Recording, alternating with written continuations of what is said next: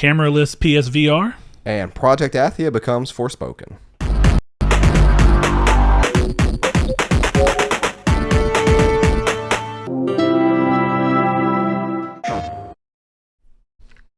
Hello and welcome to Triangle Squared, a PlayStation podcast. I'm your host, as always, Brett, back and alongside me, as 99.99% of the time, Mr. Saul Bridges, bringing you guys lucky episode 204. There has been 2 episodes now that are mainline episodes that you've not been in. I just realized I'm just lubing up Chris to be my replacement one day. You say looming up? No, lubing. Okay, I about to say, because lubing sounds oddly sexual for a podcast that's normally pretty family friendly. Oh, you made it that way. I did, honestly. And also, we were doing Manscaped stuff for so long. I think you become less family friendly the moment you start talking about shaving your balls. Or you say that phrase there. Yeah. But yeah, we for those that don't know who we are, stick around till the end of the video. And we have a new sponsor today. It's us. So stick around for our sponsor for that. And you can find out where you can support us. But we're going to start this show off like we normally do before we hop in the community's take and the news. And we're going to find out what we've been playing. Brett, what have you been playing?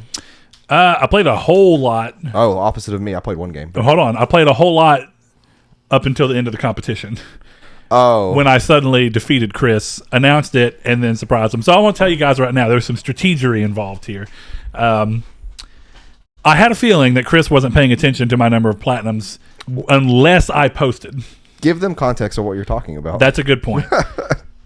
We were doing a competition from March 17th to March 17th of this year, so last year to this year, between me and Chris, who could get the most platinums. And I've talked about it a few times on the show, but if you're new, of course, that's what's going on. And I was at like 34, and he was at 40, I want to say, last time me and him actually spoke about it and went through and counted. And I started racking up, and of course, because we game share, Chris can see what games I install, and I can see what games he installs. So he knew that I was installing a bunch of games, and he was like, "Oh, you're going for the gut, the jugular." And what ended up happening is I was playing the games, getting the platinum, and where I would normally go ahead and post it, I stopped and thought right before I posted one, if I don't post this, is Chris in this competition enough to pay attention to if I'm getting these platinums? So I decided to do an actual experiment of, if I don't post these pictures of these platinums, can I swing in and surprise Chris because he'll slack off? Turns out I was 100% right. And when I announced that I won, his response was, "What the F? How?" Then he went and looked and realized what had happened. He was a good sport about it because, of course, I got him back with he said, "I would have won if you would have told me that you had gotten those platinums." I said, "Sounds like you weren't in the competition as much as me because I was checking your platinums every day for the last week." See, this is where you make your trophies hidden. Yeah. This should be competition rules. Yeah. I mean, that could go in. It is funny, though, because I think that there's no reason that strategy can't be employed. Nowhere does it say that I have to announce every time I get a platinum. So maybe we'll have different rules this year so that Chris doesn't have that happen. But it was fun. I ended up winning by, I think, 2 platinums in the long run. I had 43 for the year to his 41. We are looking to do it again. I've asked out on some of the social media platforms if you haven't heard from it and want to reach out to us. So we are looking to do the competition again, but we want to do a different version of it. We want to open it up and get more people in. So what we were thinking is having a version of the competition where it's open to all patrons. If you're a patron, then you're automatically into it. Then we thought about doing a version where it was a buy-in to where you pay a small nominal fee to buy into the competition, and that money goes towards a pool so that the winner gets X amount of money. And if we get enough money from buy-in, then we actually do, the winner gets this much of the money, and then the second place prize gets this much of the money. But let us know what your interests are there and if you'd be interested in doing it. I think if we do it that way, there'd have to be a little bit more rules set in place, but we wouldn't get too restrictive with it. There's just some easy ways to manipulate certain trophies and certain games. Yeah, like not changing your region. Yeah, kill me on that one. But yeah, that would be a big one. Being able to change your region with modded consoles, or just buying the other versions of the games. Games like Sound Shapes that let you get the platinum like 6 times off of a single save. Oh my gosh, I'm so sorry. It did let you do that, didn't it? It did. It was save migration that let you come up. So there's definitely some more rules that I think would probably need to be in place if we're going to put money on the line. Let us know if you're interested. What about games like on PS4 that when you upgrade to PS5, like Destiny 2? I think we'd have to have that same discussion. I think some of it would be discussing internally what we want the rules to be and then setting them up with a start date. So I'm going to give a little bit longer. If you're interested in that at all, let us know if you want to be involved, and if so, what your preferred version of it would be, and we'll go off of that. We just thought it was fun. If we do it where it's all patrons, where it's free for anybody who's a patron, then what we'll do is we'll do like a $20 or $50 PSN card for whoever wins, just as to still have some form of a prize. We just thought the buy-in would be interesting because it would make people, if you put money on the line to begin with, you're more likely to stay involved throughout the year. And then if you have a big pool prize, then you also have a higher chance to want to be motivated into it. So if you think about that. But I went from playing a lot to right now the only thing I've really played after the competition was done. I did go after we recorded and played all of Full Throttle, which was also simply excellent. I thought I was going to wait a little longer, but I was kind of sitting in that period of not knowing what I wanted to play, and I thought Full Throttle is a reasonable platinum from if it's anything like Day of the Tentacle, and it was actually easier than Day of the Tentacle. In my opinion, at least. And it had a great story. It was a simpler game, a little less what you can do in the point-and-click adventure genre. Still really fun. And then I got back on Spiritfarer, which Chris has now done. And once I roll credits, which I'm very close to, I was actually just grinding toward the platinum a bit more before I did that. Then we are going to do our next episode of Spoiler Chat. So if you've not gone and checked out the episode that we did for Nier Automata, you can go check that out. Me and Chris go in depth about our thoughts and feelings on Nier Automata, and we're going to do the same for Spiritfarer. So if you're wanting to listen to that but haven't played Spiritfarer, I urge you, I'll spoil this much, I think you should at least go play it. I think it's a game that it's going to be interesting to talk about, and I recommend it. I can say that much for sure. So outside of that, I've been watching a bunch of movies this week. Me too. Interestingly enough, me and Saul have both been watching superhero movies. Yeah, that's just kind from of different camps from both of us. Yeah, I went back and watched Man of Steel, which I'd never done because I was wanting to take a break from gaming since I was slinging out them platinums for a second. I watched Man of Steel because I never had, and I am not a huge Superman fan. I think I've said that a number of times because I've never been that stoked on the idea of a Superman game. But I tend to like Superman in the DC games, or I really haven't read comics in a long time because of all the stuff that goes into that, but the animated movies that they do, I like Superman the most when they swing dark with the character and kind of brutal, which is not typical of the hero. So I actually liked Man of Steel more than I thought, and I really thought the beginning 30 minutes or whatever that took place on Krypton was really interesting, and I almost would welcome an entire movie or series of just Krypton. I think that might exist because there is a show out there called Krypton. I don't know what it entails, but it was cool in the movie. I went back after that and watched Batman Versus Superman Ultimate Cut because I'd seen the original and didn't love it. Ultimate Cut is much better. No matter what you do, one scene in particular is dumb, and I will stand by that. It was written poorly. I think there's a number of ways to write that situation better, or to just outright avoid that one and come up with a better conclusion. But I still think it was much better to watch that extra 30-odd minutes that really fleshes out Batman's motivations, Lex Luthor's motivations, and really set the story up more. So all of that to be said, I'm working towards watching the Snyder Cut.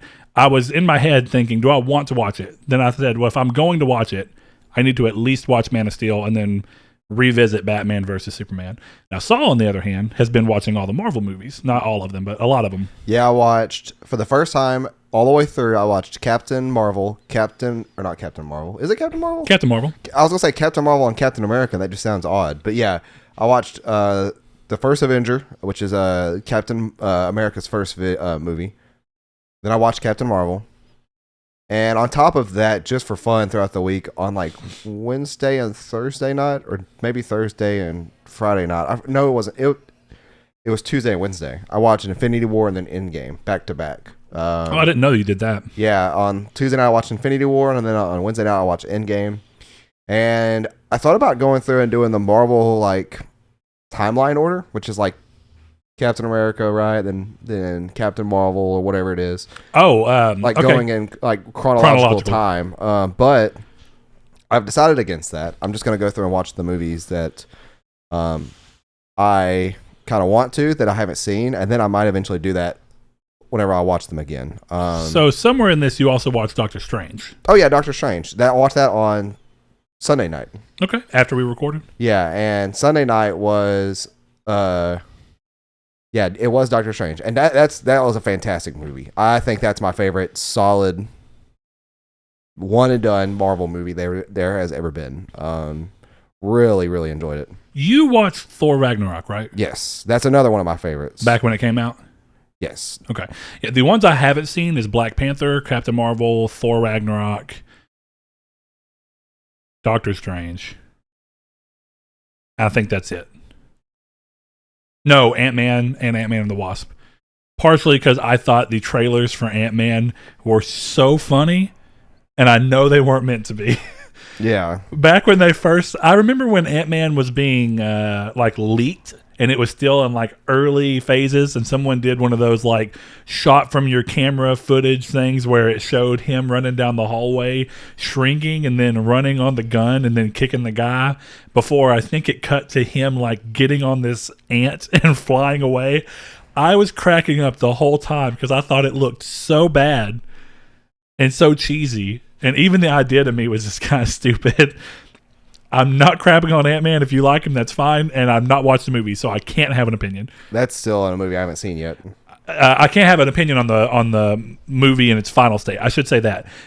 David Jaffe's been talking about how it's ridiculous to say that you can't have an opinion on something because you didn't finish it. I agree with that in general. If you spend, for a game, if you spend 20 minutes and it just doesn't get you, you have the right to have the opinion that it wasn't for you and that you wanted to move on. Doesn't mean that your opinion's 100% informed, but you have that right, and you have the right to just drop that product and go on and say it wasn't for you and you didn't like it.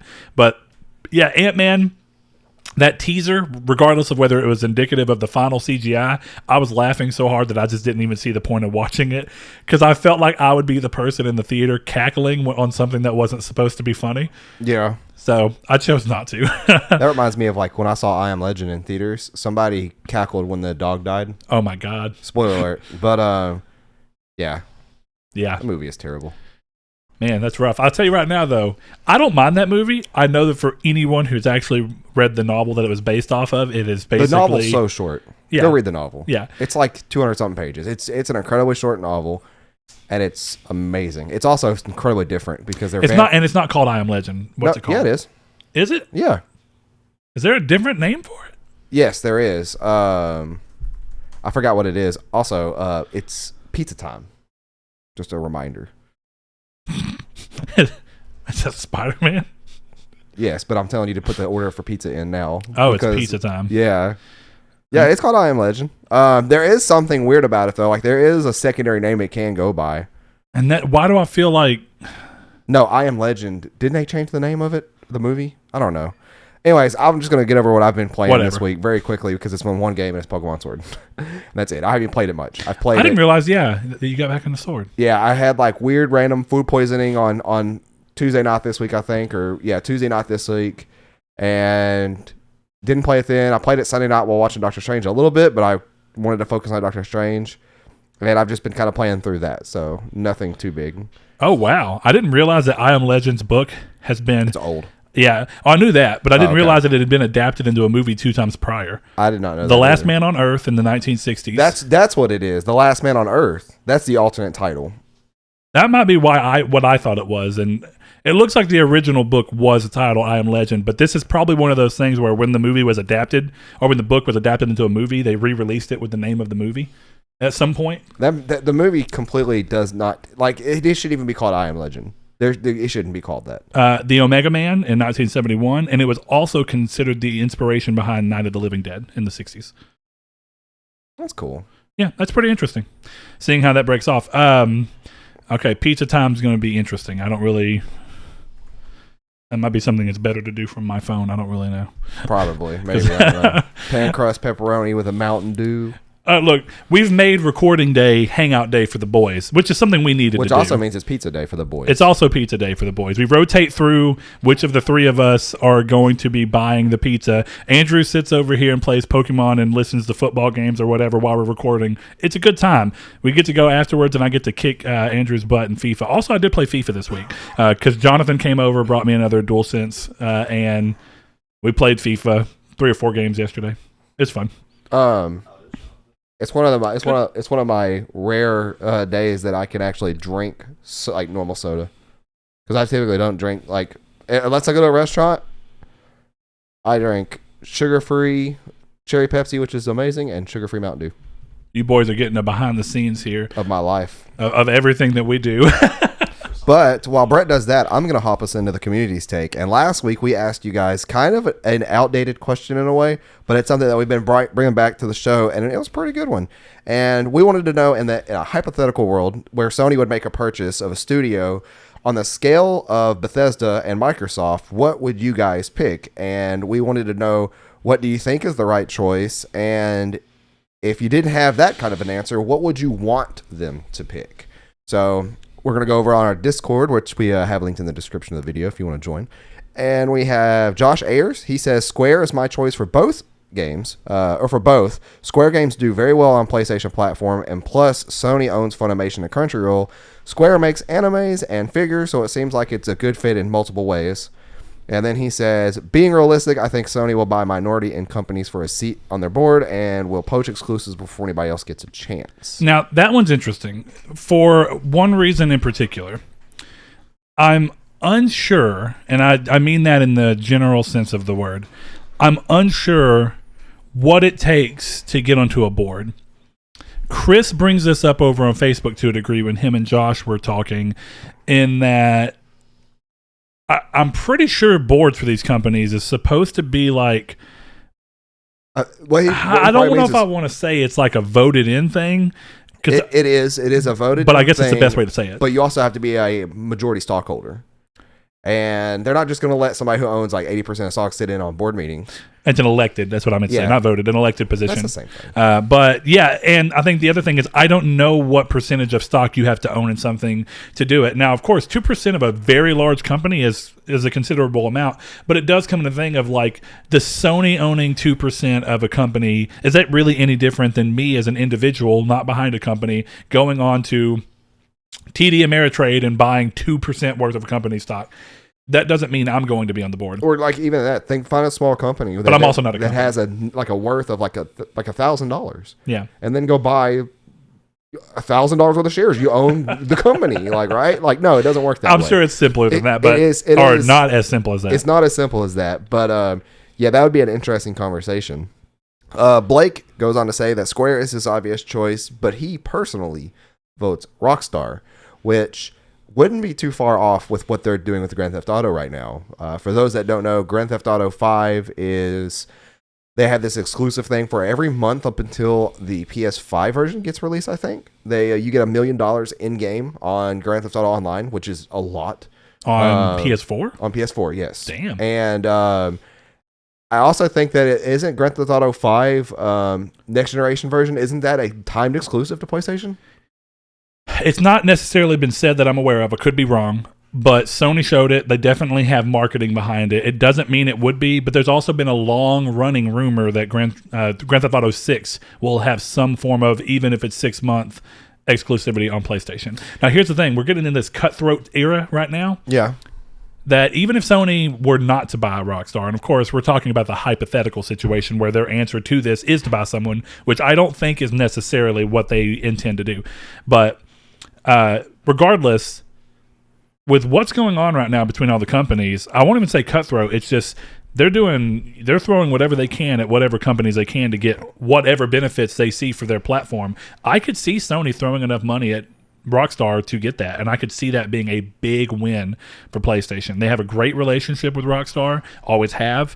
I weird. see that being leveraged. I always consider Rockstar being a PlayStation game anyways. Like I don't know if there's ever been a time, except for 4, that I played a Grand Theft Auto game on a console that wasn't PlayStation. Oh, yeah. It's always been, like, I guess technically I played San Andreas on Xbox. where it was actually they did have better load times and it was less glitchy. It on looked Xbox. a lot better too. Yeah, but Vice City 3, the originals, all on PlayStation 2 that I played, and then of course 5, and then online.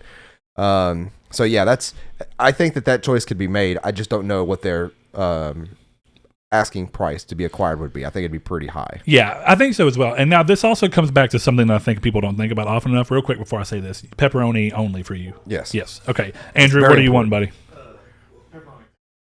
Thin crust, gotcha. Wait, you're pan, he's thin? Pan thin. Gotcha, all right. And then a Mountain Dew for each of you? Yes. All right. Guys, you want to be careful, though. Y'all don't want to get dew mouth in this bitch, you know what I'm saying? What is that? Where you have bad teeth. Oh, well, I brush 3 times a day on normal days anyway. I think I'm good. Anyways, back on to Discord. We have Green Well, hold on Lava's- real quick on that. I only want to bring this up because it's something I've criticized in the past, and I understand it here in terms of it's worth criticizing, but at the end of the day, we're in this point where every company's doing this now. So back whenever it happened, this show wasn't even a thing just yet, but we've referenced it on the show a number of times, that Microsoft went to Square and bought 1-year timed exclusivity for the console version of Rise of the Tomb Raider. And I remember at the time a lot of people being upset, but also I remember saying, like, you know, if they want to make that move, I support Microsoft's move to do it. I think it's ultimately a poor decision. PlayStation is somewhat synonymous with, definitely at the time, I think, it's synonymous still to this day, really, with Tomb Raider. It was a very big series for the PS1, but at the end of the day, I supported it. I do think it was rough. I think that they deserved getting some flack for that decision, and I expect to see the same here. If Sony were to do this and get this timed exclusivity on a game that's always, I'll say always, has been long time multi-platform now, I wouldn't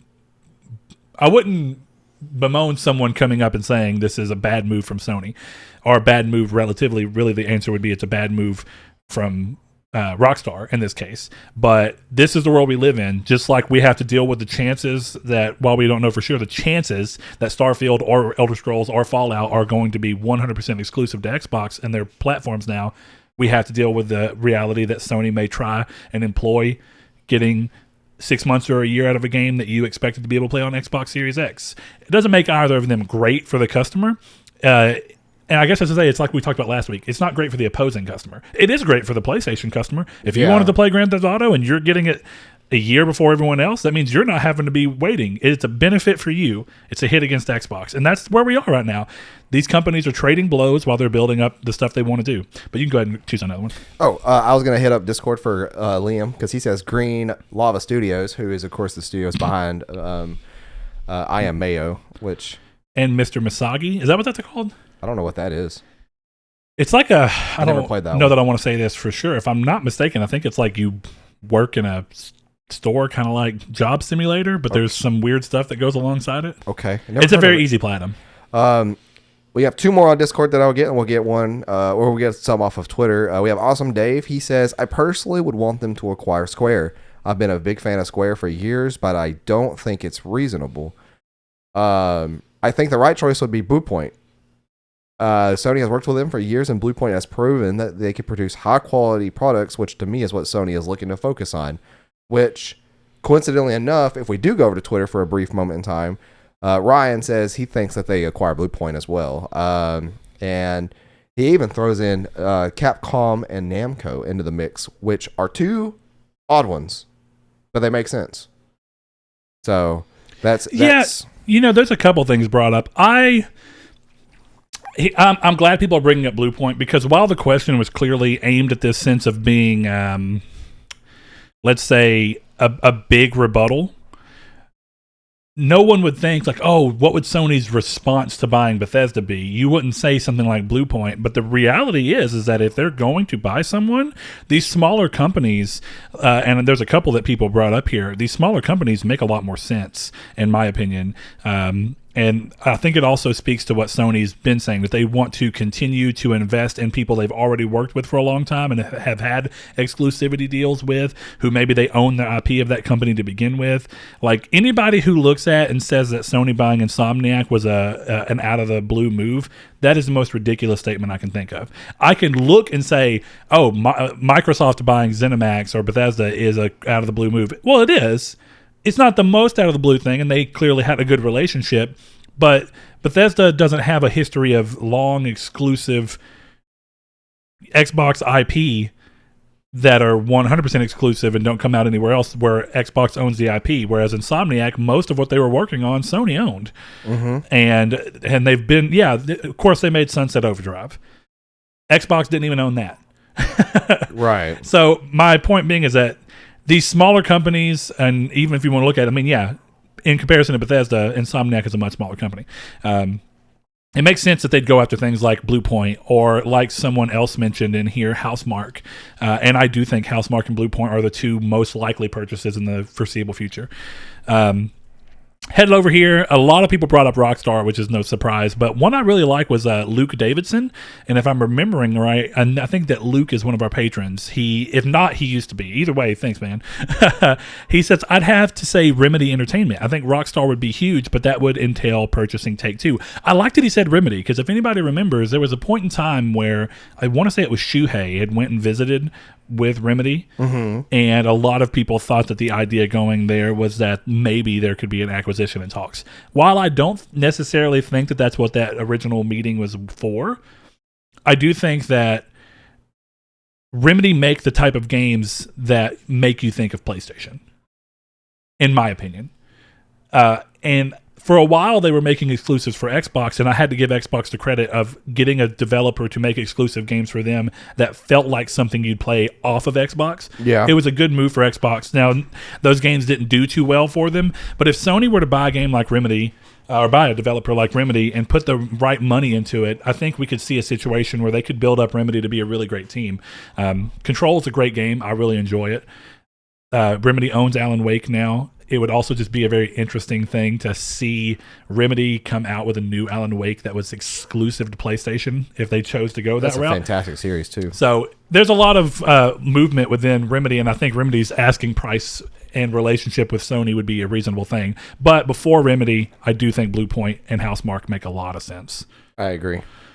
Let me head over to Facebook, because we haven't done too many of those. But before I do that, actually, let me put this order in. I'll hit up one last one on Twitter real quick while he does that. Exploding Platypus says they should buy Ubisoft or EA so they can have unfinished games come out every year, too.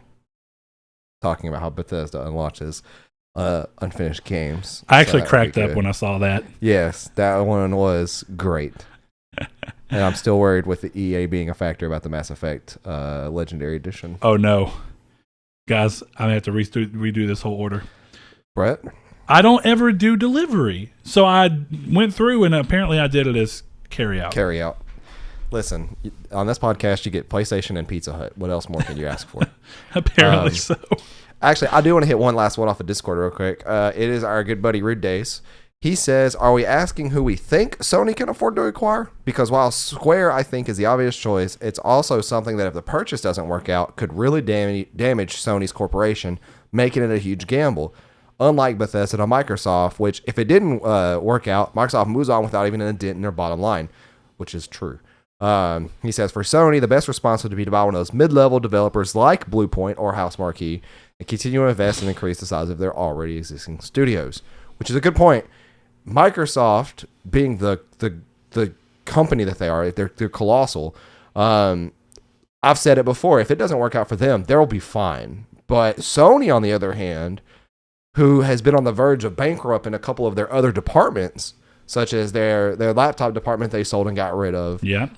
Their TV department wasn't working well up until about 4 years ago. And it's doing better now. Yeah. It is doing better now. Their phone department is like almost like non-existent. They still make not Vio, that's their laptops. The Sony Xperia. And Xperia. Yeah, the Xperia. Sony Ericsson, I think, is done, but yeah, Xperia is still going. Ericsson's their MP3 player, isn't it? No, Walkman. But the... Oh, yeah, you're right. The Xperia... No. Is really interesting in the phone space. I honestly can't believe they're still doing it. Yeah, and what's crazy about them is they lose more and more market share every year. Yeah, and what's crazy about them is they have unique ideas. They just put them in most of the time pretty bad phone bodies, and with phone specs. Let's see. While he is doing that, we do have Language of Bromance also butting in with Rockstar Games. So he says, I doubt it, but it would be big in my opinion. And I honestly think Rockstar would be way bigger than Square in terms of this, because I think it would affect them much, much more when it comes down to the brass tacks. And I don't know where Brad just went off to. But because Rockstar, I think, honestly would be, depending on if they updated their release schedule for games, such as like Grand Theft Auto, if they had a Grand Theft Auto come out every 2 years to 3 years, if it sold as much as Grand Theft Auto 5 did, then they have a lot on their hands. However, though, part of the reason why Grand Theft Auto 5 sold so much was, of course, because it was a multi-platform game. And I'm actually going to go over here on Brett's laptop himself, since he got up, and I can go ahead and read off some more from Facebook. Corey hits us with Naughty Dog, and he says, oh, wait. And Chris, he actually chimes in saying, I don't think Sony needs to look at Square, Sega, or Capcom. It doesn't fit in with Japanese culture to sell a U.S. company, but ignoring it, I have an answer. Sony should acquire Atlus, Sega, and From, along with Konami games. It sounds like, and I didn't realize they condensed comments, it sounds like, I'd imagine, like a lot, but I'd imagine that they can get a lot less for the things that half of the Bethesda purchased. Realistic, just buy Bluepoint and spend your money poaching talent. Could they just buy Miyazaki instead of buying From? Which, to be fair, Miyazaki's vision is one of the main things, but I'm done. His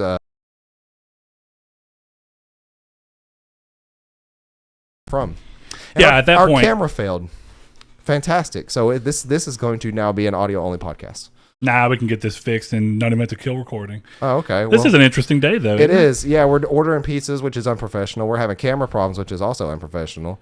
Now, why did Mixcraft stop? Well, Mixcraft stopping is a unfortunate reality of the camera being apparently an issue. Guys, it's tech problem city over here today. Tech problem city. Population us. Maybe you too. If you have a tech problem, let us know in the comments below. we could always work to fix that out. Well, either way, we're going to keep recording. I'm going to see if I can at least get the backup audio going again to where we don't lose everything. That's if Mixcraft doesn't just completely crash. Which it looks like it's doing. We'll see. But go ahead and hit us with some from Facebook.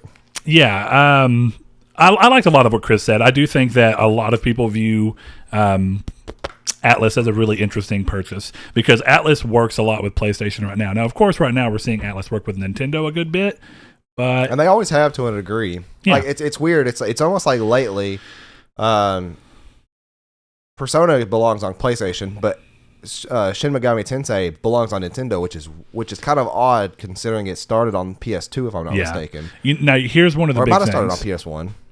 Chris actually puts a nugget in that I want to talk about shortly. He says, I don't think Sony needs to look at Square because it doesn't fit with Japanese culture to sell to a U.S. company. That's a really big hit, because it's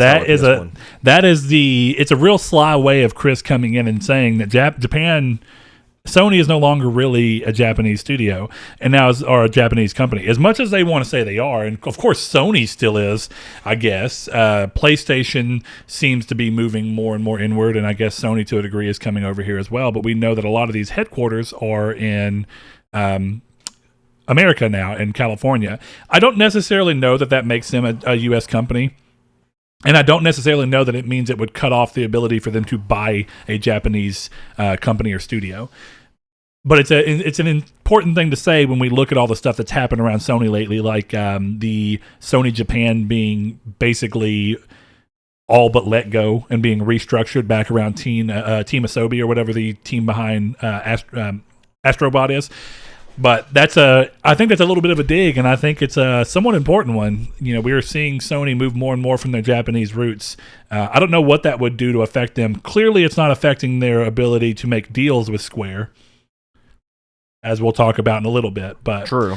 Another ones that are over here, I'm going to just do, let's see. I'm going to do two more. And then we're going to go on. Ken Ney says, instead of buying a publisher, I'd rather see them use the money to create new teams or buy studios that they already have a relationship with, which kind of goes back to what we were talking about a second ago. And I really like his answer here. It's not a sexy name, but I think Sumo Digital would be a good pickup. They have a lot of different teams with experience in different genres. Sony could use them to bring back some old IP, and that's true. Sumo was behind Crackdown 3. Not to say that was a good game, but it goes to show the breadth of genre they do. Sumo was behind the absolutely excellent Sackboy's Big Adventure on PS5. They were behind the less amazing but still solid Little Big Planet 3. They were behind Team Sonic Racing and even the newest one that they came out with. So there's a lot of breadth of development there. They make a lot of games. They support a lot of developers. It would be a sensible purchase, and they would get a lot of teams out of the purchase. So yeah, that is an interesting name, and Sony does work with them a lot. They do, and they're good developers or publishers, I guess. They publisher or developer? They're a developer. Okay, I can never keep in line who's what anymore. Everybody. I don't think Sumo ever publishes their own stuff, because the Sonic games ended up being Sega. The Sonic Racing is Sega. The games that they put out for Crackdown is clearly a Microsoft IP. Right. So they are really just kind of an in-house developer. It looks like they've kind of moved away, but Supermassive would have been an interesting choice at one point in time. But I think Sony's kind of moved away from that type of game, whether you like it or not. And they've went on to make more middling games. A lot of people really liked Until Dawn, but the last couple of games that Supermassive has put out completely free of Sony have not fared as well, it would seem. Yeah. I think Until Dawn did a good job with the charm that they had, kind of mimicking an 80s style horror movie. Yeah, and I think that might be...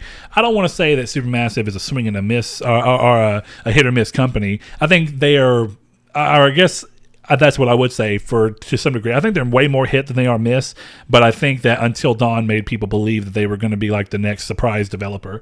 And I don't think it quite worked out that well. I think it's still done well for them, but... last one here, though, I'm going to say it comes from Mr. Hussein Saeed. He says, well, I think the right choice has to be Bluepoint. They have good collaboration together on many great hit games. To me, I want them to acquire Konami, not the company as a whole, but the IPs, rather, that Konami owns. That would be just perfect for their expansion of great and known IPs, including older ones like Suikoden. Hey, look, man, we can all dream. The Konami thing has been such an ongoing rumor. I think Sony makes sense to do these things with, and I think Sony has the relationship and can come in and do that. It depends on what Konami's want to do. How much does Konami want to get back into development? How much do they just want people to use their IPs while they license them out? How sensible is it for Sony just to say, hey, allow us exclusive rights to your IP, you own them, we choose the developer, we publish them, we pay for them, you make a back end off of everything that we make with it, and that's the deal. Yeah. I think that there's a lot of ways that that's a more sensible move for Konami than it is for Konami to start trying to build development studios up again. But the other reality is that they could do that with anybody. They could become the place that goes, we're going to license this company this IP, this company this IP, and this company this IP, and we don't have to have any in-house development. We're just going to let other people do it while we publish it. But in the Sony deal, the nice thing about it is that Sony handles all the publishing. So they don't have to worry about anything other than just making money off of the IP they are otherwise sitting on. Yeah, and I think honestly, like, they can end up creating some typical kind of like big hitter swingers with like Silent Hill. Yeah. Stuff like that, and bring back stuff like an actual Silent Hill collection that works well. Maybe an actual new Castlevania game. Yeah, and at the same time, then you have Metal Gear Solid. Yeah, which could be also brought back to it, whether that's going to be through Konami or Bluepoint, the rumored MGS1 remake. Well, yeah, and is it brought back with new titles, or is it brought back by just repolishing older titles for a new generation? It'd be really cool to see Metal Gear Solid, though, remade. It would. I don't blame you. Also, Metal Gear Solid 1 is one of my favorites of the series, and it's one of those things where it is a little rough to go back and play because it looks really rough. You saw how I booted it up on the computer yesterday. It actually looks pretty good on computer, though. I guess my thing is I've only ever played the PS1 version of them, so it didn't, when you go back to play the PS1 version, it's very pixely because it's low res. But on a modern PC version, someone can come in and say, hey, render the game in 1080p. Even if you don't change the textures, it looks considerably better. And Twin Snakes is also fantastic. Fight me. Yeah, I'm with you. It's just that is like the black sheep of the series, though. Whether or not people do or don't like it, Yeah. we'll see Just what play it both ends of up them. being. Enjoy both of them. All right, let's see.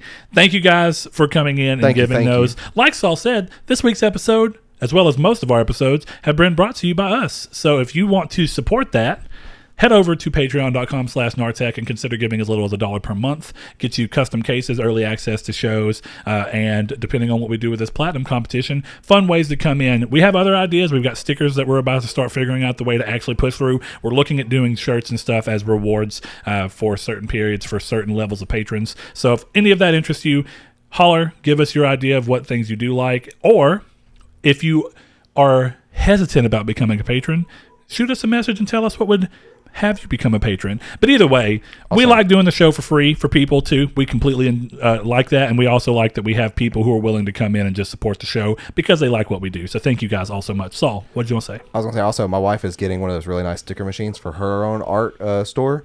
Oh yeah, is she getting one of those vinyl cutters? I forget what it's called, but like they're normally $500. Cricut? Yes. And they're on sale at Michael's for like $180. Yeah. But Annie has cool designs. I don't know if Saul shared some of them throughout our social media, but his wife has got a really interesting creative eye, and I like a lot of the stuff she's doing. I had to push her to make like dark stuff because she's been doing kind of pastel-y cute stuff lately. So Yeah. I kind of was like, hey, you should do dark stuff the same way. And I know she can. And she did one drawing, and I was like, this looked like this. It looked amazing. It was digital too, of course. Yeah. But yeah. Yeah, seeing her style change from paint to digital art was really cool. Yeah. Yeah. It's an interesting thing to get into, the changing of mediums. But as much as this could be a wife appreciation podcast. I was like, speaking of changing mediums, we're going to go from community stake to the news. Yeah. Look at that segue. We're going to head over into the news, guys. First things up, Tony Hawk's Pro Skater 1 and 2 remake, whatever you want to call it. The update 1.10 is out, and it prepares the game and its players for the next-gen upgrade coming on March 26th. By adding save data migration support, unlike Activision's free upgrade path for Crash Bandicoot 4, this game, interestingly, is only a free upgrade for people who are owners of the digital deluxe version, with everyone else having to pay a $10 upgrade fee, basically, for wanting to move up to the next-gen version. Now, one of the things that's interesting about this is I was actually a big proponent of why remaster games when you can why remaster games as separate releases when you can do that work, come in and say, hey, if you already own the game, pay us $10. If you don't own the game, then you can buy this outright version. I think there's no reason why that's not a viable platform. The only thing I think is here is that this game is very new, and Crash Bandicoot 4 in the same route is the same publisher employing a different upgrade path. I personally think it's weird to do this. I see no reason as to why one of these would get the 100% free treatment while the other one's $10 when they came out very close to each other. Yeah. I don't know. It is weird. And it's weird that maybe it's just unexpected from Activision to see random support patches, because you called Tony Hawk's Pro Skater very new, but it's not really that new anymore. It's kind of like, what, 4 to 5 months old now at this point? Yeah, well, it came out, September last year? I think so, yeah. Let's find out. It'd be a little bit older than that, but yeah, it'd be, wow, man. This last of the year had gone by quick. Let's go look. It came out on... Because it wasn't October, I don't think. God, you think it would say right here on this front page, but apparently not. It released on September 4th, 2020. And then it got... Of course, March 26th will be its next-gen upgrade. So, oppose that with Crash Bandicoot 4, which I think was very close to that. Crash Bandicoot 4 might even have been October. So, very close. Yeah. Very close games. Again, I just think it's weird. I don't know if it's because one underperformed, one overperformed, and that they're just being nice about it. I don't know. From what I saw, Tony Hawk's Pro Skater did well, and so did Crash Bandicoot 4.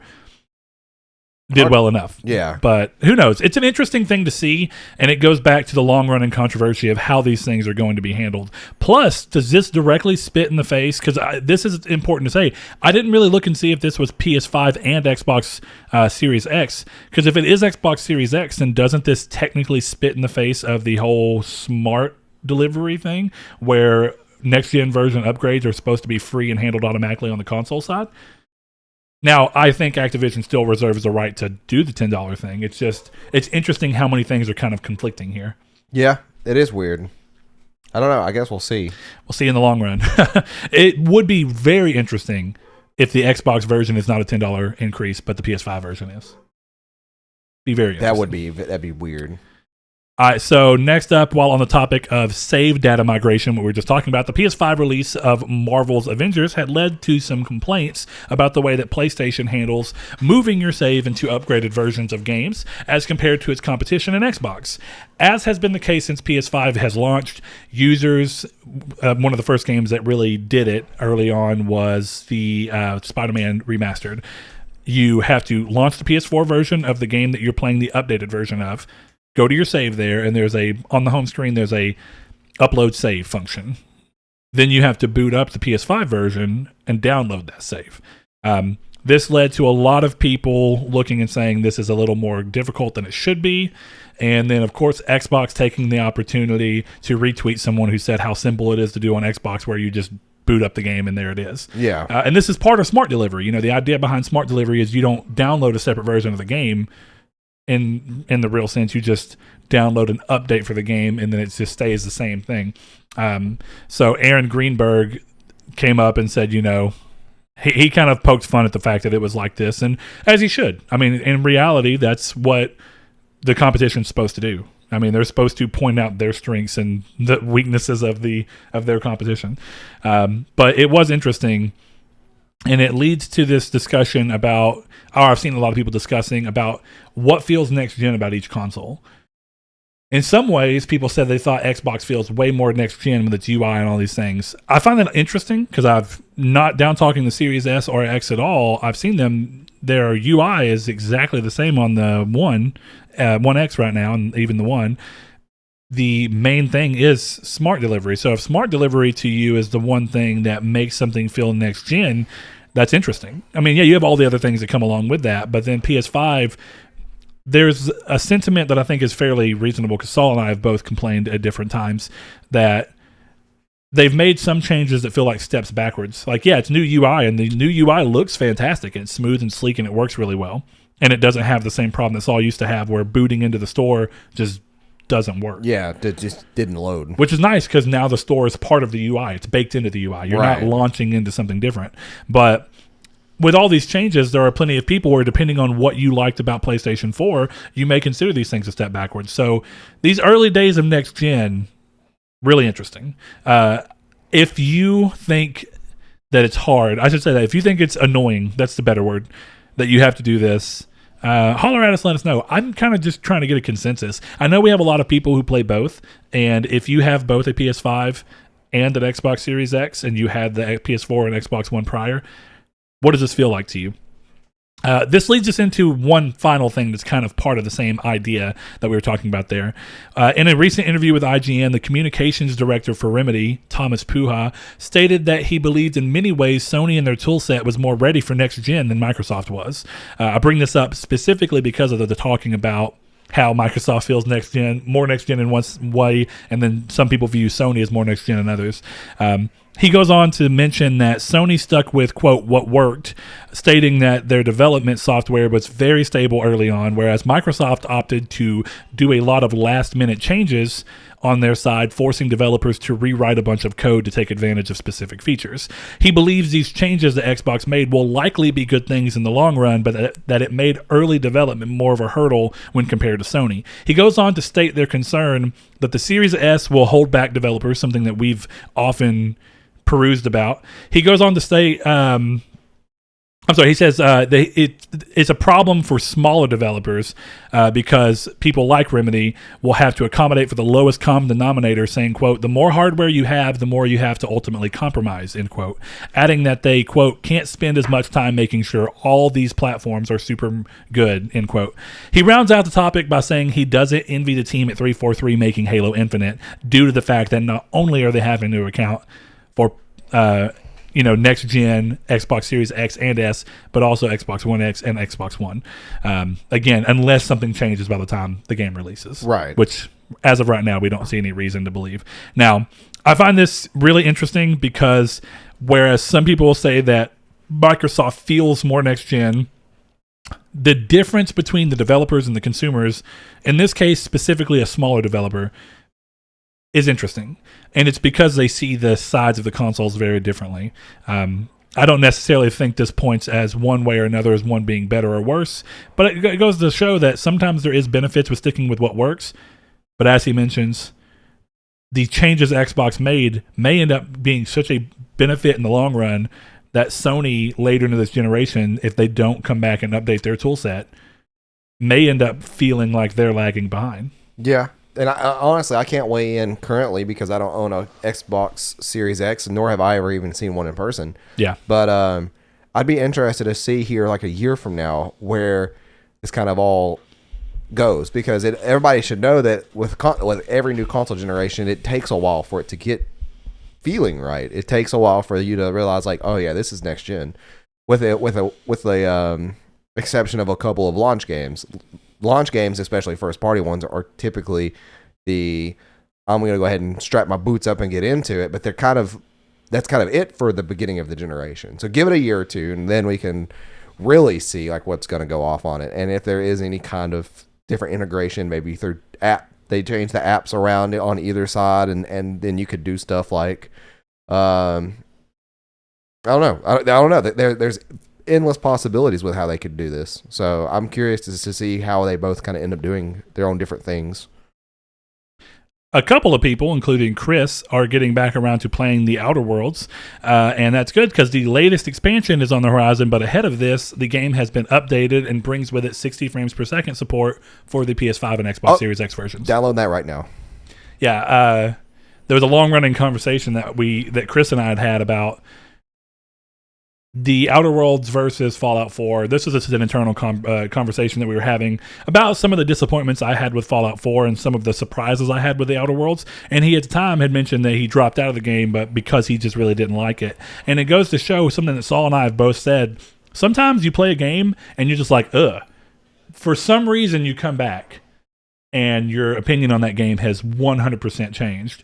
And I don't really know why that is the case, but Chris has said coming back to it, he really likes it.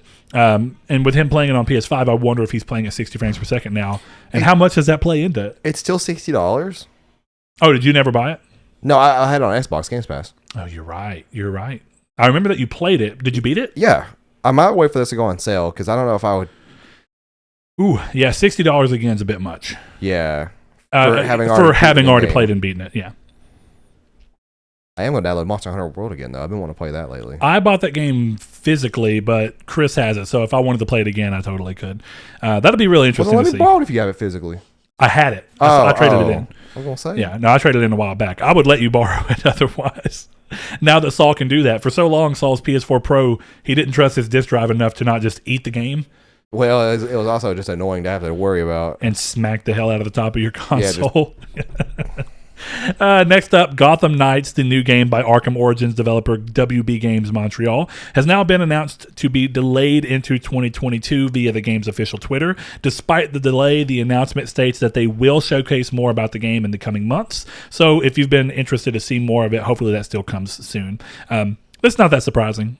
I think everyone knows that with general trouble in developing when you're moving between different consoles, as well as the pandemic, these things that were originally stated as one way as the pandemic is stretched out clearly do have an impact, and that's why we've seen a lot of game delays lately, and it just seems either one of two things is happening. Either the pandemic is actually causing the delays, which seems to be the most reasonable, or people really needed more time to begin with, and they're just using the pandemic as if we delay, people will just say it's because of the pandemic. It's hard to tell, but I have a sneaking suspicion it's the second one.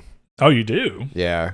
I think some teams maybe. Some teams, yeah. No, I mean, I'm just saying across the board, like there's definitely been a lie told that this game's delayed because of COVID, but take the opportunity. Yeah, reality it's just not ready. Can you imagine if there was a game developer who was like, how are we going to have to deal with the PR blow of having to tell people that this game's delayed? And then suddenly, here comes the pandemic, and they're like, oh, sweet baby, we got the excuse we needed. I'm sure it exists. It is what it is. Next up, Crimson Desert, if you all remember, is the new game from the studio behind Black Desert Online. And originally, a lot of people thought that it would be an MMO follow-up to Black Desert and kind of replace it. That has since been clarified by the company's CEO to not be the case, as Crimson Desert is not an MMORPG and has no impact on Black Desert's development or future, with that game staying around for the foreseeable future. My assumption here is that they're using Crimson Desert as a way to tell a story that's in that world still, even though it's a slightly different thing.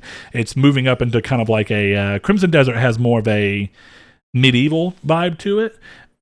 This would be one of those things where it makes me think of developers who are coming in and telling stories in the worlds that they're creating, because the MCU has made everything have to be connected. It's kind of like how the Callisto Protocol is going to be apparently a PUBG universe game. Yeah. Even though you'd look at it and go, I don't see how these two things are connected. Space. But it is what it is. I'm going to be unprofessional for like the fourth time today. Or as a collaboration, I'm going to go pee. That's okay. I was unprofessional enough. I can carry this for a second. Where's our pizza at? Our pizza is long a ways. Long away? Long a ways, yes. Hey, look, this is what it is. You deal with it. The next thing up, though, outside of that, and I'm going to go ahead and sound it out, but Saul can come back and give his opinions on it as we've both seen it. Project Athia, or Athia, whatever it was called, has received a new trailer showcasing its main protagonist and more of the game's world of Athia, which is where the project's name came from. Before announcing its new title of Forspoken, and then showing off snippets of the world, traversal, and combat, as well as giving us a coming 2022 window. Now, whether or not that will move remains to be seen. If it does come 2022, this is a good turnaround for Square of showing a game off and then having it out fairly quickly. Now, of course, when in 2022 remains the question. But it showed off a couple of interesting things. It definitely looks like a Luminous game, and of course that means it's probably in the Luminous engine, and I think that's been... Actually, I know it's been confirmed.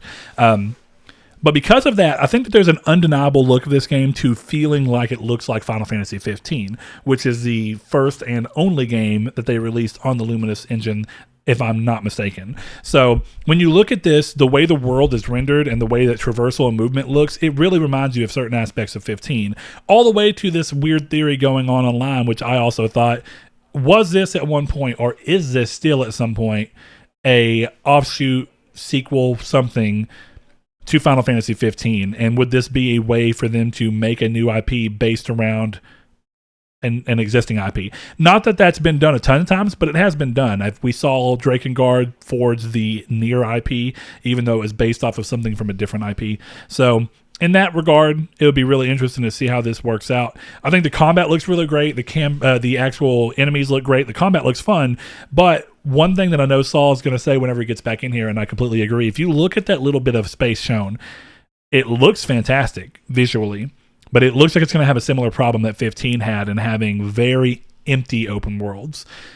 Now, hopefully what we're seeing, and the reason that it's showing that, is primarily because of the fact that it's just in early development still, or early enough in development for them to show this off. We're seeing older footage and just seeing what the game is currently, or at that time currently looking like, and it's only empty due to the fact that the game is not done. But that's something that you just have to kind of deal with and run with. I'm excited for it in the long run. I think that Athia has the potential to be something really cool. And I don't know if you remember, this was apparently something where it's going to be exclusive on PlayStation consoles for at least 2 years. This might be one of the more long timed exclusive windows that we've seen. I think one of the only other ones I can really think of is Cuphead did seem to take a while to come to PlayStation, though it did go to Nintendo Switch fairly early on, if I remember. So we're seeing games kind of bounce around this weird thing. And I think a lot of people look at Sony buying Square as a reality, or a potential reality, specifically because of the fact that something like this can come out with a essentially 48-month, 2-year exclusivity window. Whether or not that ends up staying true, and this is a true exclusive for just the... Well, I can't say that. I don't remember in this particular case, and I want to go look. Is Project Athia coming to PC? I think it is. I think, but I know that Final Fantasy XVI is. Yes. Okay, so it's not a true exclusive. It's PS5 and PC 2022. So there we go. It is not a 100% exclusive, but it's still a console exclusive. Interesting. What you got, homie? Okay. I'll say sorry for the little bit longer break. The bathroom was occupied. Occupado. But That happens. Sometimes you gotta wait to pee. That's just the reality of the world. Let's talk about Project Athia. Yeah, I mean, and me and Brett were talking about it right before the show starts. It looks really cool. I like the character design. I like the enemy designs. I like the traversal system, but it just looks empty. And I'm really hoping we get confirmation that is not going to be the case, because it looks to me like it's kind of following what they did with Final Fantasy XV, in which it's just an open world and it's kind of barren, which is weird because 14 is not the same way. Yeah, and I was about to say, crazy filled up. When you're doing those things, the weird thing about 14 and 11 Online, 11 Online is also their first real attempt at like an open world Final Fantasy game. Yeah. And it didn't have the same problem. But the online team is a lot different. Now, there's two things that are benefit here. Square and the Luminous production team, I'm sure had never really designed an open world game at that point. So you can look and say, I can forgive how a game that's a first-time open world is going to be harder to figure out how to adequately utilize one. Right. Hopefully, in this case, they've learned from the fact that was an empty game, and that was one of the concerns. Secondarily, we've seen with Final Fantasy XVI that one of the producers, Yoshi P from 14, is coming over into this game. And hopefully that means that he looks at and shows that Final Fantasy XVI, if it does retain an open world, will fix that problem, because he understands from another way how to do it. And it's just, how do you look at what we've done here and what we've done here and then make it to where what we've done here works in a single-player setting? Do you know what I think would be cool? It was a trope that ended kind of or the generation before last, the PS3 and Xbox 360 gen. And it started kind of in the PS2 era. Do you remember third-person open-world games? Or I say open world, it was big. I guess it would be open world. You can get technical and say it's closed off in areas, but they're open world.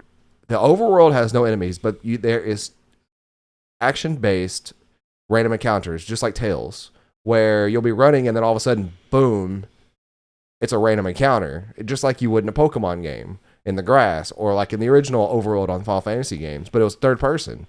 And honestly, if they did that for this game, that'd be kind of cool. Because that's a kind of a cool trope, in my opinion, that doesn't get utilized anymore.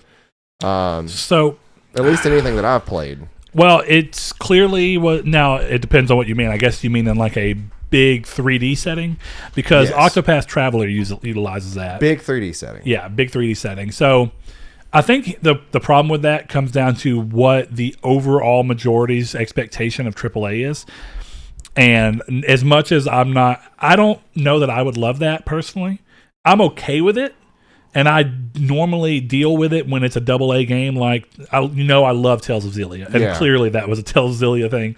But at the same time, I went into it knowing that this is a AA game and not to have the same expectations. I think when someone looks at this and wants it to be Square's first, potentially, it seems like it is a new IP, even if it sprung off of 15. Let's just say this is a weird sequel. It does look like it does, or it did. But regardless, whatever it ends up being, if they consider this a new IP, I think people really want a new AAA IP, because we've been actually getting some AA IP from Square lately that's new and interesting. And it may even be considered AAA. I mean, like, Project... What is it called? Tell me right now. It's a really ridiculous name. Project Triangle Squared. I want to say that. Project Triangle Strategy. Strategy, yes. Okay, so that, and of course Octopath Traveler. I don't know if those are considered AAA. My assumption would be no. But they're really interesting new IP. Bravely Default was a new IP and that kind of idea as well. And we're seeing that expanded with Bravely Default 2. So we're seeing them do that on Nintendo. Not to say that can't happen on PlayStation, but I think people are looking at Athia to be a new AAA IP. And I wonder if they'd be willing to do something that... I won't say controversial, but I almost want to use that word, because I think in this big 3D AAA setting, that would be a controversial choice. But I don't know. That's another question for you guys in the comments or on Twitter, or hit us up wherever in the Discord. Would you be against a big AAA game, open world like this, introducing the idea of random encounters. Reintroducing the idea. Reintroducing. And another thing I can think of is if you want to see like a newer game that kind of does it in a more seamless fashion, both Tales of Berseria, I think, did it. Actually, I know they did. And then Tales of Zestiria. I didn't play enough of Berseria. I didn't play either one of them. But Zestiria, I know, and Berseria carried this over, where when you're running out, you don't. Okay, it's weird. I think you do see enemies in the overworld to some degree, but what happens is that you see them and then you bump into them and it seamlessly becomes a battleground. Yeah. So you run, you see them. As soon as you get in the area of them, the camera pulls out, a ring comes around them, so you can't escape, and then combat mode activates. It actually kind of makes me think of PSP Crisis Core, where you're walking, suddenly they pop up and it says combat mode activated. Yeah. It could, and I think it could do something like that and it work well. To me, that is better than an empty open world, because at least there's a chance of something happening in this emptiness. Whereas before, it's just like you eventually find like a golem to go fight or something like that. It's just, I don't like big empty open worlds. Like, it's just, to me, it kills the experience really quickly. The only game that I think that it has ever worked well in, and in this term, it's not exactly empty, but it is almost empty, is Breath of the Wild. Only because Breath of the Wild is using this as like a post-apocalyptic thing, which it is, which there wouldn't be that much like wildlife and stuff. There are a lot of enemies out in the wild, but yeah, it's weird. That's like the only kind of, if you have like a post-apocalyptic kind of vibe, or that's the story, then it could work, which we don't know what the story is on this, so it might. Sure, and I think that's one of those things we talked about where it's like the developers using the limitations, because I'm sure the reason that was done is because the Switch just can't really handle that dense of a world, definitely at that point in time, and probably the Wii U is really the more limiting factor there. But the thing about the empty open world that I think made it even more starkly noticeable in 15 is that when 15 came out, we had gotten so many densely populated worlds, and even on PS3 late time we did, but open worlds that didn't quite know how to utilize the open world was a product of the PS3 and 360 era, when those open worlds were becoming more and more used. And it was like, as developers learn how to make open worlds, they're going to stumble across these problems. But that felt like a problem we left behind in the PS3 era, just to suddenly have a big glaring example in the PS4 era. In a AAA game. In a AAA game. Yeah, because we even saw developers take normally linear experiences and really widen them up in a way that worked, right? You think of Killzone Shadowfall, it introduced these hub areas where you can do these objectives as you please, and they were filled enough to justify their work. But, it's interesting. I think, one of the examples that also comes to mind with those games where it just worked for some reason, Shadow of the Colossus. I've never once been playing Shadow of the Colossus and thought there's supposed to be stuff here. Exactly, because the story tells you, like, this is not...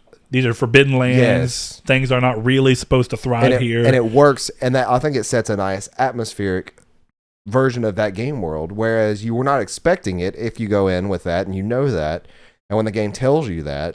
Yeah, and I think that was the problem. What's interesting is that there is a story point in Final Fantasy XV where the idea of the world being barren actually makes more sense. I'm not going to get into what it is, because 15, it's far enough in the game, I don't want to spoil anything either. But there is a point where story-wise, you go, oh yeah, this would make sense as to why people wouldn't just be out and about. But the majority of 15 happens where towns and cities are bustling, and there's all sorts of stuff going on, and you just feel like, why didn't they utilize this space better? Why didn't they try and figure out ways to make these areas interesting? Even if it's like, I think one of the ways that The Witcher 3 did it was like Witcher hunts, where you go through and try and find Witcher gear. You can actually do I say Witcher hunts, it's more like scavenger hunts for Witcher gear. But then you did have Witcher hunts where it's like, oh, in this area there's this big monster, and you could get a contract for it and kill it, and you get something out of it. Side quest, I guess, really is where the lack of the open world being used existed in 15. Honestly, and I think it's just, it comes down to the world being too big for the game. Way too big. Yeah. I think the world would have been a lot better if you shrunk it by at least 25%, if not more. Because it was pretty, but you'd get to a point where you're like, oh, I've got to go all the way over here. Is it better for me at launch to drive the car on the road, or just take a chocobo and run it across the whole map so I can finally get to where I'm going? Now, the Right. thing about Final Fantasy 15 is it did eventually update where you could off-road the car. So stupid. Honestly, I wish that would have been there day one because it at least would have made traversal No, quicker. I'm saying the fact that it had to be updated. Oh, yeah, I agree. It's so stupid. All right, we got more stuff, though. We're not going to talk about Final Fantasy and Square all day. Even though the next thing is Square, Life is Strange True Colors is the next game in the long-running Life is Strange series now, coming courtesy of developers Deck 9 with oversight from Don't Nod, which is a very similar situation to what we saw with Life is Strange Before the Storm, the prequel to the first game. That was the same developer and had oversight from Don't Nod in it. This game is all new. It brings us to the town of Haven and follows Alex as she works through the loss of her brother, Gabriel. The game comes September 10th for current and last-gen consoles, which is not surprising. These type of games, I think, don't need a bunch of power, and there's no reason to have this game come out and not go ahead and take advantage of the natural built-in user base of last-gen consoles. So, not surprised. It's cool to see that Square is still doing Life is Strange. You know, back when Life is Strange was a new thing, I never really thought about it, but I thought, oh, Square doing this episodic thing probably won't last, and here we are. They did it. They keep doing it. They keep doing it, yeah. Next thing is super exciting, and seeing it was, oh man, I was just overwhelmed. Dungeons & Dragons is continuing its return to at least the console side of gaming with the announcement of Dungeons & Dragons Dark Alliance. Though the name is similar to the PS2 games Baldur's Gate, Dark Alliance 1 and 2, it is not a reboot or a remaster, but more a spiritual successor to those games. The game is a single-player or co-op action RPG, as the other ones were, that sees players taking on the role of one of many heroes and working to level up, improve your gear, and unlock skills for your specific character. The game is due out on June 22nd at a surprising price of $39.99. It looks really good. I think you should go check it out. If you're expecting a third-person isometric camera like the first one had, it doesn't appear to be the case. But I'm really liking this take on it.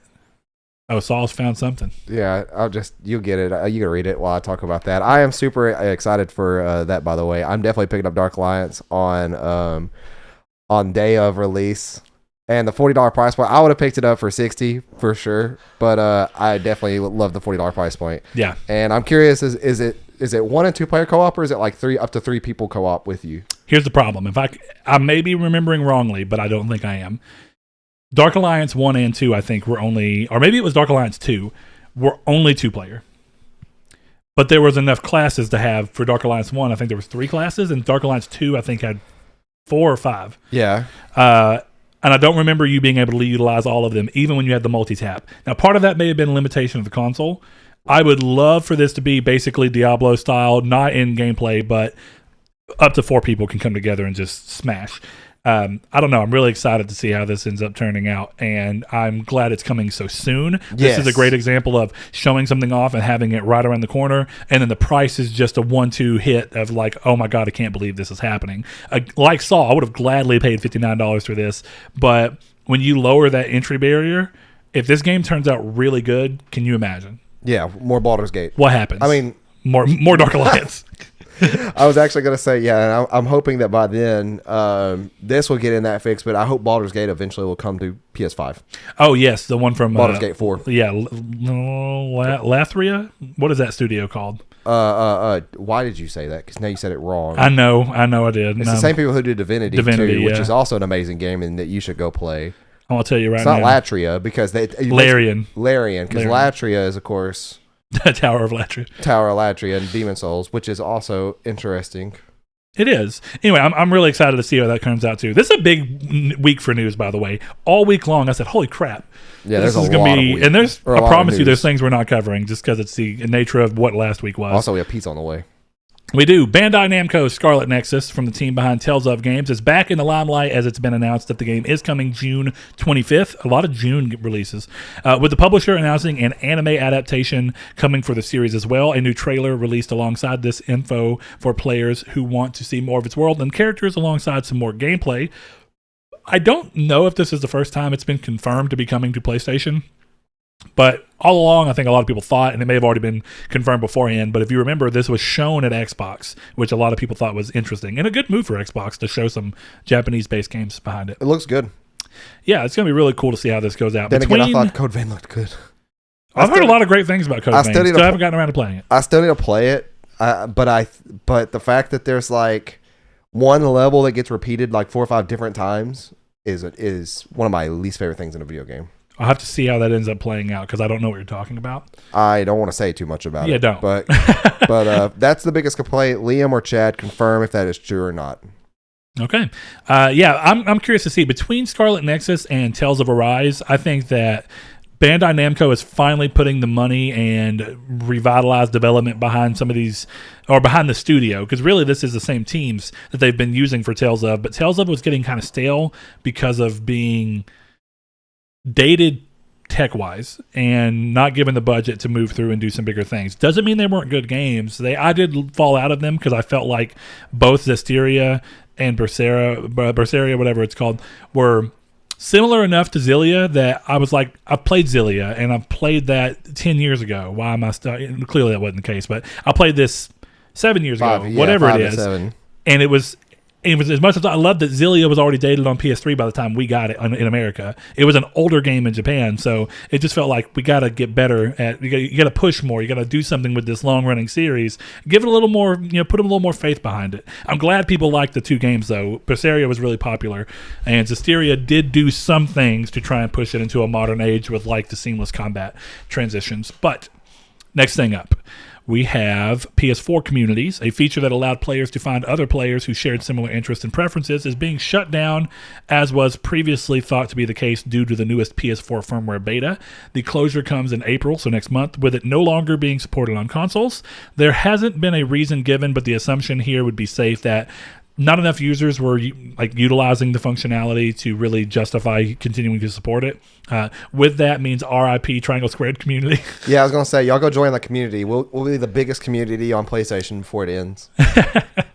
Spread the word. Spread the word. We used it like twice. You know what sucks about these things though is when you really like certain features, and I didn't care for this too much. I like the idea, but I guess it was weird to utilize. Yeah, like I don't understand. Like somebody who uses that, let me know. It never worked on the app. What is different? Yeah, like what is different from using that than just using a subreddit? Well, I think the reason was to try and keep people in, and I think that would have been easy if the app would have always had functionality for it, but it never did. You had to be on the console, the slow console with slow UI problems, trying to do all this when it would have made way more sense to invite this functionality into your phone so that you could open up the PS app and keep dealing with it and feel more, I'm out and about, but I'm going to post this picture of this game I saw or this thing I saw. It's weird. I don't know why they thought that. It's like this is a problem that Sony sometimes has. They put out this idea that was cool in premise, but they didn't support it enough to make it work. Yeah. That's kind of where we stand. Let us know if this is actually going to be a detrimental update for you, because I'm concerned some of you guys need a replacement. And if that's the case, Discord. Come to our Discord. It's in the description. I don't know why I'm shilling our Discord so hard this episode. I don't know either, but I'm telling you right now, I thought that you could track your Pizza Hut orders way better than apparently you can. No, I think it just tells you if it's on delivery, or like if it's at the store being baked on delivery. Oh my God, what? They were unable to process the order. Well, sounds like we'll be doing carry out here in a minute. We'll be figuring this out. It doesn't say why though. Let me see it. Saul can read it. Give me a reason as to figuring out what happened. Next thing up, and this is pretty cool. Sony said that they'd be bringing back their Play at Home initiative, and while we've gotten the first bits of that with Ratchet and Clank starting March 25th, users can also download Abzu, Enter the Gungeon, Subnautica, and The Witness. If you have a PSVR, you can do even more by nabbing Paper Beast, Thumper, Moss, and I think Thumper may be a normal. I think it's both. It is. Astrobot Rescue Mission and Res Infinite. That's not all, though, as April 19th brings Horizon Zero Dawn Complete Edition for free as well. That's a great month. That's crazy. Subnautica, Enter the Gungeon, Ratchet and Clank, and Horizon Zero Dawn are worth it alone. Just to say that's a great month. Yeah, and it's not even PS Plus. This is just 100% free. Yeah, this is PR out the butt for Sony. This is a super smart move. So, definitely, if you like horror and you are scared of the ocean, go play Subnautica, because it'll be one of the most effective horror games of your life. Saul talks about it way more often than you probably realize. Yes. Not even on the show. I've never even played it on PS4, and now I'm going to download it. Yeah, you don't got to buy it again. Yes.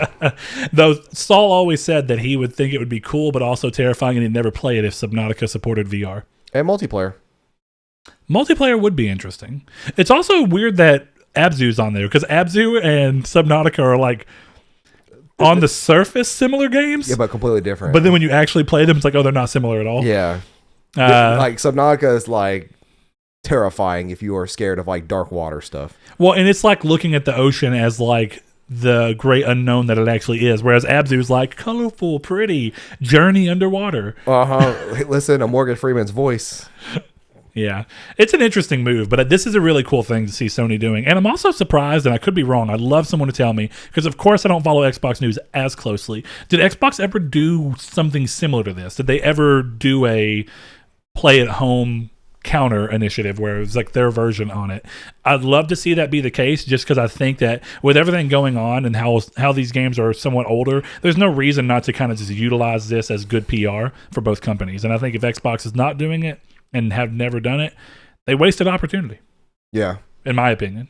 Last thing up, though, just weeks after announcing the existence of a successor to PSVR for PS5, PlayStation have revealed what the new VR controllers will look like and an idea of features of the next iteration of Sony's VR. Let me tell you, out the gate, this is what they should have done for PSVR to begin with. Way better controllers. They did not need to do, which I know there's a number of reasons why they didn't, and I probably couldn't and didn't want to try and do halfway through PSVR's lifespan, but they're great. So they take on the shape of an orb, with the controller being more ergonomic, not to restrict any kind of movement. It lets you have full natural hand movement. The feature set includes adaptive triggers and haptic feedback like the DualSense, like they had mentioned when they were teasing it. It includes finger touch detection, so it knows which fingers are on or off. Not that these things are new. This has been around on PC VR for a while. But seeing it come into the console game, it shows that Sony is making the moves we've been hoping for a while. Yeah. Last thing here as well that they went into, it has tracking ring across the bottom of each controller so that the headset can track them. That's the exact wording. It says it's tracked via the headset. So this implies there won't be a need for cameras or IR trackers, and instead they're going to utilize what the Quest uses, which is inside-out tracking from the headset, meaning that realistically, if what I really think is going to be true, and I hope to be true, is that super high-speed USB-C port on the front of PlayStation 5 is going to be used to be your single cable connection for HDMI purposes. We already know that HDMI to USB-C exists. To push enough bandwidth through that you need for something like a VR, where things have to be rendered twice and go to each eye, that super high-speed USB-C port makes sense. And if you can plug it into the front of the console completely without having to completely move your console out, it's already a big step above the problems that PSVR introduced on PS4. Now, Saul, I know, is going to have less to say about this because he's not as interested in VR, nor has he had a PSVR. I'm not interested in VR as much as, say, Brett is, but I would be interested in this to see the final price, the final size of everything, and to see what games that they're going to have. Is the old PSVR games going to work on this one? Stuff like that. My assumption is no, just by nature of difference. See, that's the thing, is that like unless games are updated, you would think so, but like all these other games can be updated, or you would hope they can be updated. So yeah, I definitely am not going to say I'm going to get it, but I am going to stay kind of paying attention to it and keeping my eye on it. If Sony's smart and Microsoft is willing for a number of different ways, they said they'll continue to support games they already have out on other consoles. I would imagine that Skyrim VR would be updated to support this. You would hope so. It would be the smartest move, because not only would you be able to up the resolution for Skyrim VR, which is needed. Skyrim VR still looks good. I'm not complaining, but a resolution boost would be a huge benefit. And also running at native 120 hertz instead of 90, that then gets interpolated up to 120, would do a lot for the smoothness. These new controllers and the way they're set up, having analog sticks, would do a ton for how smooth it is to actually play this game. I think it'd be a really smart move. Other things that I'd hope to see updated would be like Resident Evil 7, and if Resident Evil 8 does indeed have VR compatibility. That we talked about last week. Which, here's the thing. If this is 2022, do we see Resident Evil 8 launch without VR support day one, but then when VR comes out for PS5, they update it to allow it because they've already worked it out? They just don't have it? That's kind of my thought process. I just think at this point, I doubt that they'd launch Resident Evil 8 at least on PS5 with VR support through backwards compatibility. Now, if I'm remembering correct, Resident Evil 8 comes out on last-gen consoles still, correct? Yes, I think so. So there's no reason technically that Resident Evil 8's PS4 version could not support PSVR day one, but then Resident Evil 8's PS5 version supports PSVR 2, as we're going to call it for now, the moment that launches. We will see. We'll see, yeah, because I'm interested in that because Resident Evil 7 was done really well in VR. It was. So having Resident Evil 8 kind of just follow the footsteps, and then what we would see 9 becoming would also, be cool too. These feature sets and, of course, a bunch of other aspects of this, it's not that I anticipate it'll happen. I would be blown away if Half-Life Alyx comes to PS5. That's one thing I'm keeping my eye on. I seriously want that more than anything. I just don't want to... The problem right now is that my computer, every bit of my computer can play it, besides my graphics card. Well, graphics card are the hardest thing to get right now. And getting into PC like VR, you do have to do the dumb camera setup stuff. And plus I have to buy a VR. Right. So it's I'm kind of excited about it, but what I'm more excited for, I'm more excited about this week's community take, which I think we're going to do VR oriented, right? Wrong, maybe so. I think VR oriented is fun, mainly just to see. I mean, there's a couple of things going on here. Sony's giving a ton of VR games away for free. Right. Already interesting. We already know that at least last time I've checked, Sony still was head of the PSVR, of the VR market, not the PSVR market. Clearly they're head of that. It's proprietary. Right. But Sony was still head of the VR market, which may have changed as more stuff has come out. Like, Steam has gotten into it with the Valve Index, and Half-Life Alyx was a big game. But across the board, I guess... Does so far, what you've seen about PSVR, if you weren't sold on PSVR before... Is it enticing? Does anything so far that you've seen about PSVR 2, its controllers, some of the feature sets that we're talking about here that are being outright described or just implied, do these things change your opinion of if you're willing to get in? Was the reason before that you didn't want to get into VR because PSVR was too early and you wanted to see VR develop more before you got into it? Is this second iteration with all these additional features from the multiple PC iterations, does this get you more interested in? Does the idea of being able to play bigger scale games and one thing we've seen lately, VR at the beginning was a lot of experiences.